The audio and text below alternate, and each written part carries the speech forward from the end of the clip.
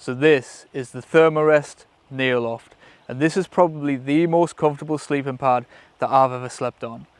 And this is the OEX Traverse IMX sleeping pad, and this is what I've been using for the last 6 years up until recently. These two pads are priced to suit two very different budgets, but what are the key differences between an expensive pad and a budget pad, and why did I upgrade? So the biggest difference is obviously the price. The Neoloft will set you back about £230, and the OEX pad was about £30 when I bought it, but that was about 6 years ago, and newer versions of this pad are priced at around £50. However, you'll probably be able to find something similar on Amazon for around the same price now. So does the Neoloft justify the price? So the Neoloft is obviously a much thicker pad. It comes in at about 4.6 inches when it's fully inflated, and the OEX pad is around 1 inch thick when it's fully inflated. So this extra thickness is obviously what contributes to the Neoloft's comfortness.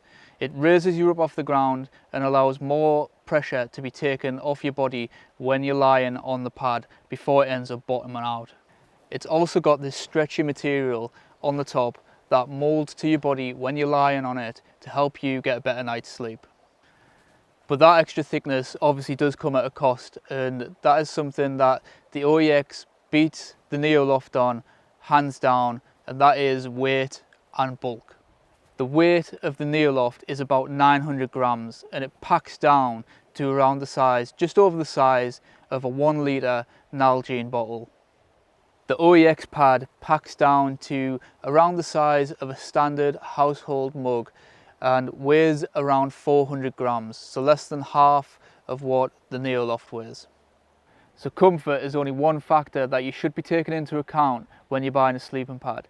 The other main factor that you should be taking into account is the pad's insulation value, and this is the other key difference between the two pads. The budget version, the OEX, has no insulation in it whatsoever, so it will not provide any protection from the cold if you are sleeping out on a colder night. However, the Thermarest has a built-in insulation system which gives it an R value of 4.7, so it will allow you to take it out in colder and more challenging situations. So one of the main reasons that I upgraded from a budget pad to a more expensive pad after all these years is simply because I've done this long enough now where I feel it is time that I can warrant buying something like this and warrant spending the money on something like this. I've been camping now for over 6 years using the budget OEX pad, and I've woken up now with enough dead arms and enough times cold through the night to justify the Thermarest price.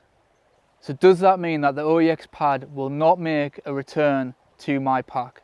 And the answer to that is simply it might. It now just simply gives me options. If I want to pack fast and light on a summer's night where I'm not really too concerned about becoming cold, then the OEX pad might be the one I go for. But if I'm after absolute comfort and absolute warmth, then the Thermarest will probably be the option that I go for. So the Neoloft is also something that I necessarily wouldn't recommend to beginner campers, beginner backpackers, and that is simply because of the price. I would recommend going for something a little bit more budget. You can get slightly different versions of this pad with insulation in at a slightly higher price point than what I've paid, and the reason why I would recommend that is simply because if you're just first getting into backpacking, you might not even like it, and you wouldn't want to invest all that money into one piece of kit and then decide that this is something that you're probably not going to do again. So let me know what you think of both options in the comments down below. Don't forget to click that like button and hit that subscribe button if you want to see more hiking, wild camping, backpacking videos. Thanks for watching. I'll see you on the next one.